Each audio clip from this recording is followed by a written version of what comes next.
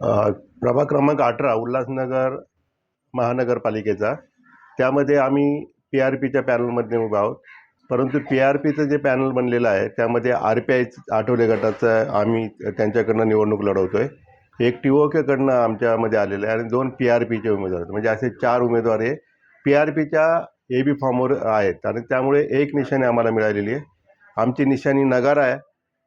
ही निशाणी एक मिळण्यासाठी आम्ही सगळे ए-बी फॉर्म हा पी-आर-पीचा लावलेला आहे. आज जर परिस्थिती पाहिली तर वार्डामध्ये प्रचंड प्रतिसाद आपल्याला मिळतोय. मी 2 वेळा नगरसेवक होतो. माझी पत्नी लता शांताराम निकम एकदा नगरसेवक होते. प्रमोद ताले हे 3 वेळा नगरसेवक होते. तर त्याचबरोबर ॲडव्होकेट जय गायकवाड हा एक उमदा तरुण आमच्यासोबत आहे. प्रमोद ताले यांची मुलगी ही एक ॲक्टर आहे आणि अतिशय संवेदनशील अशी मुलगी आहे. त्यामुळे हे जे पॅनल आहे आमच्या पॅनलमध्ये लोकांमध्ये कौतुकाचा विषय झालेला आणि जास्तीत जास्त संख्येने जास्तीत जास्त मतांनी लोक आम्हाला निवडून देतील.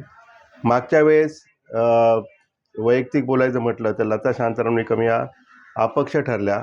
1915 मतं त्यांना मिळाले आणि समोरचे जे उमेदवार होते काँग्रेसचे त्यांना 2055 मतं मिळाले. फक्त 155 मतांचा फरक पडलेला होता. कारण त्यावेळेस शिवसेना ही विरोधात होती.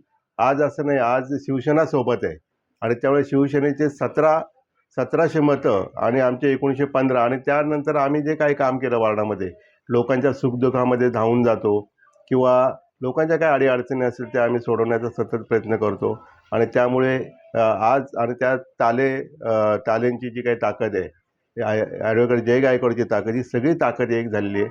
यामध्ये टी-ओ-के सोबत आहे, पी-आर-पी सोबत आहे, नंतर आनंदराज सेना सोबत आहे.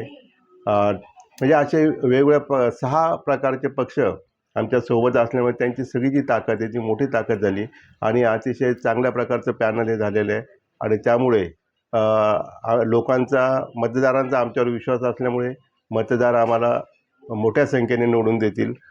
समोरच्या लोकांनी एक कुटील डाव केलेला आहे की आमच्या विरोधामध्ये त्यांनी अपक्ष वगैरे असे उमेदवार उभे केलेत ते यासाठी की आमची मतं खातील. परंतु जनता समजदार आहे, मतदार समजदार आहेत, त्यामुळे असा प्रकार होणार नाही. जे मागच्या वेळेस झालं त्यांनी मागच्या वेळेस पण हा प्रकार केलेला, आज असं होणार नाही. आज आपल्याला त्यांच्यासोबत फिरणारेसुद्धा जे काही कार्यकर्तेसुद्धा आपल्याला आपल्या पॅनलला मतदान करतील आणि मोठ्या प्रमाणात निवडून देतील. सर एकच शेवटचा प्रश्न थोडक्यात उत्तर द्या की मतदारांनी तुम्हाला का निवडून द्यावं? 1995ला मी पहिल्यांदा निवडून आलो अपक्ष म्हणून. फक्त 600 रुपये माझा खर्च झालेला. त्यानंतर मी जे काय काम केलं त्यानंतर मला पुन्हा मला निवडून दिलं, माझ्या मिसेसला निवडून दिलं आणि प्रचंड आपण काम केलेलं आहे. जिथे आज हा जो पॅनल झाला आहे हा पॅनल माझा 95चा पण होता, 2002चा पण होता आणि त्यामुळे तिथे खूप काम केलं आहे. असा प्रभागातील एकही व्यक्ती नाही की ती अनोळखी आहे. नुसतं नाव सांगितलं लता शांताराम निकम किंवा शांताराम निकम की लोक लगेच ओळखतात. काही चेहऱ्याने ओळखतात, काही नावाने ओळखतात आणि त्यामुळे त्याचा आपल्याला फायदा होईल. विविध पक्ष संघटनासुद्धा आपल्यासोबत आहेत, कार्यकर्ते सोबत आहेत आणि यावेळेस आपण बहुमताने निवडून येऊ जी अशी खात्री आहे. या प्रभागातील सगळ्यात महत्त्वाची समस्या आहे की पाणी जे आहे पाणी वेळेवर येत नाही. ज्यावेळेस मी 95ला नगरसेवक होतो त्यावेळेस पाण्याचा प्रचंड ताण होता. आम्ही टँकरनी पाणी पोचवायचो, पण आज पाणी भरपूर आहे पण वेळेवर येत नाही. त्यामुळे लोकांना सगळी कामं सोडून त्या पाण्याच्या पाठीमागे लागायला लागतं आणि त्यामुळे आमचं पहिलं काम असणार की पाणी हे एकाच वेळेस म्हणजे नळ जो वेळ असला पण त्या वेळेला नळ चालू केले की पाणी आलं पाहिजे, अशा प्रकारची परिस्थिती आम्ही इथे करणार आहे. अनेक ठिकाणचे जे काही रस्ते वगैरे आहेत ते रस्ते खराब अवस्थेमध्ये आहेत.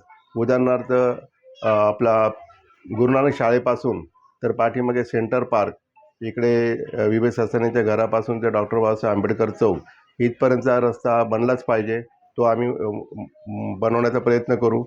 त्याचबरोबर अशोकवनचा रस्ता हा पण अतिशय खराब अवस्थेमध्ये तो बनवण्याचा प्रयत्न करू. विभागातील जे सार्वजनिक शौचालय आहेत त्यांना एकही शौचालयाला दरवाजा नाही, अतिशय खेदाची बाब आहे.